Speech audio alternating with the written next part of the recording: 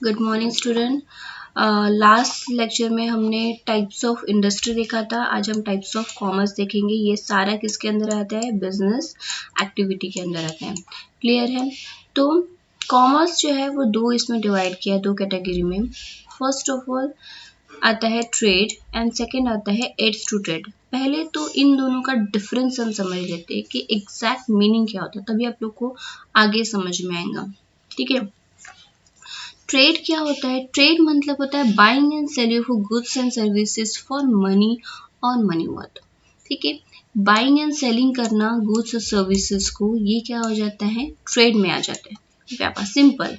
ठीक है। Ads to trade मतलब उस बिजनेस को चलाने के लिए, इस ट्रेड को चलाने के लिए, स्मूथ करने के लिए, स्मूथली फ्लो हो, इसलिए क्या होता है? कुछ एजेंसीज बनाई जाती हैं। एड्स टू ट्रेड जो होती है वो एक प्रकार की एजेंसीज होती है जो इस बिजनेस को चलाने के लिए, उसे स्मूथली रनिंग करने के लिए क्या होती है? हेल्प करती है। उसे हम कहते हैं aids to trade. Then main इनका ऑब्जेक्ट क्या होता है? पहला तो इसका सिंपल सा ट्रेड का ऑब्जेक्ट क्या होगा कि सेटिस्फाई करना, satisfaction of a consumer needs, consumer की नीड्स को सेटिस्फाइड करना विद प्रॉफिट टू सेलर, यानी सेलर को भी उसका प्रॉफिट हो जो बिजनेस कर रहा है, और कंज्यूमर का भी जो नीड्स है उसको क्या करना? उसकी रिक्वायरमेंट पूरी करना। ये क्या होता है? बिजनेस का। और एड्स टू ट्रेड का क्या होता है कि इसमें इसका ऑब्जेक्ट मेन होता है कि इस बिजनेस को चलाने के लिए, इस ट्रेड को चलाने के लिए जो भी डिफिकल्टीज आ रही हैं उसे रिमूव करना। किसका काम होता है? एड्स टू ट्रेड का। ठीक है। इसका स्कोप क्या होता है? ट्रेड का स्कोप होता है कि होम ट्रेड, ठीक है, और फॉरेन ट्रेड, ये दोनों होते हैं। ठीक है। फॉरेन ट्रेड, ये जो होम ट्रेड हम देखने वाले, एक तो home trade and foreign trade, ये दोनों होते हैं। ठीक है। एड्स टू ट्रेड में क्या आता है? ठीक है। इसमें एजेंसीज होती है। अब ये एजेंसीज कौन सी होती है? जैसे यहाँ पे कुछ प्रोडक्ट बना ट्रेड में, ठीक है, यहाँ पे कुछ प्रोडक्ट बना, तो यहाँ पे उस प्रोडक्ट को रखने के लिए क्या होता है? वेयर हाउसेस बनाए जाते हैं। तो ये हो गई एजेंसी।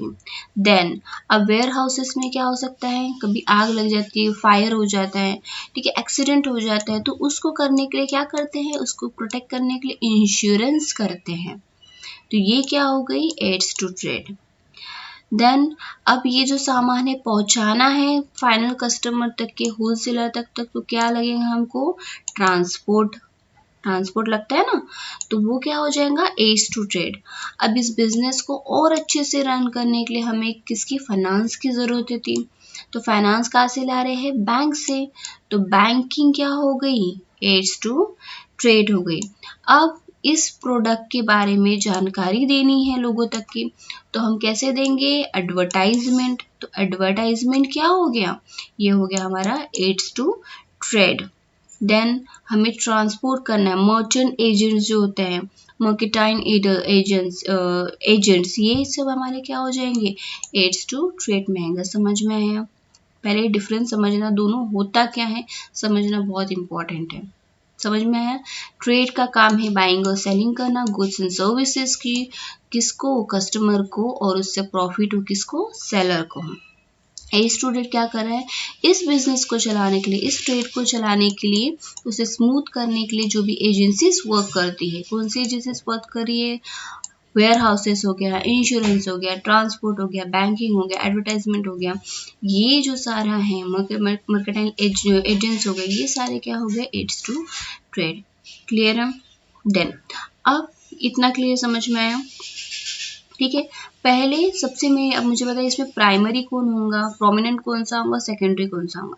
सबसे पहले बिजनेस खुलेगा, उसके बाद ही तो ये सब चीजें होंगी। तो प्रोमिनेंट क्या हो गया? Trade. Then aids to trade is a secondary in nature. Clear है? देन अब आगे बढ़ते हैं। अब ट्रेड के दो पार्ट है, एड्स टू ट्रेड के बहुत से हैं, हम आगे देखेंगे, आज हम इतना ही देखेंगे। ट्रेड को थोड़ा थोड़ा समझना जरूरी है। ट्रेड में क्या है? एक तो होम ट्रेड आ जाता है, दूसरा आ जाता है फॉरेन ट्रेड। होम ट्रेड क्या होता है? Wholesale trade and the retail trade. ठीक है। होलसेलर रिटेल तो आपको पता है। होलसेल मतलब जहाँ पे बल्क में जाता है, चिल्लर नहीं होता है, ठीक है। और रिटेल मतलब कि हर एक कस्टमर तक वो एक सिंगल कस्टमर तक जब वो पहुंच रहा है। होलसेलर से रिटेलर के पास में भी आता है बल्क में, ठीक है। फैक्ट्री से आता है बल्क में होलसेल में, फिर होलसेलर से रिटेलर के पास जाता है, और फिर ये क्या हो गया, हाँ, फिर ये जाता है सब फाइनल कस्टमर्स के पास में। क्लियर है? ओके। देन उसके बाद में फॉरेन ट्रेड में क्या क्या है, इम्पोर्ट ट्रेड आ जाता है, एक्सपोर्ट आ जाता है, और एंटरपोर्ट ट्रेड आ जाता है। क्योंकि इम्पोर्ट करना मतलब बाहर से मंगवाना, है ना, फॉरेन कंट्रीज से इंडिया में मंगवाना, ठीक है। एंड द एक्सपोर्ट क्या होता है कि हम इंडिया से फॉरेन कंट्रीज में जब एक्सपोर्ट करते हैं वो हो जाता है फॉरेन ट्रेड। क्लियर है? Then Interport trade involve the importing goods from one country and then export to the another country। मतलब इंटरपोर्ट मतलब हो जाता है कि ये सपोज चाइना से कोई माल आ रहा है, सपोज, ठीक है, चाइना से कोई माल आ रहा है इंडिया में, और इंडिया इसको पहुंचा रही है देन श्रीलंका में, तो ये क्या हुआ, इंटर, ठीक है, बीच का काम कर रहे हैं, तो ये क्या हो जाएगा, इंटरपोर्ट। अभी डायरेक्ट नहीं, चाइना से डायरेक्ट श्रीलंका नहीं जा सकता क्योंकि बीच में इंडिया है, तो वो क्या करेंगे, चाइना से इंडिया में आएगा, देन इंडिया से श्रीलंका जाएगा, तो ये क्या हो जाता है, इंटरपोर्ट हो जाते हैं। क्लियर है? इतना समझ में आएगा। नेक्स्ट लेक्चर में हम देखते हैं आगे का।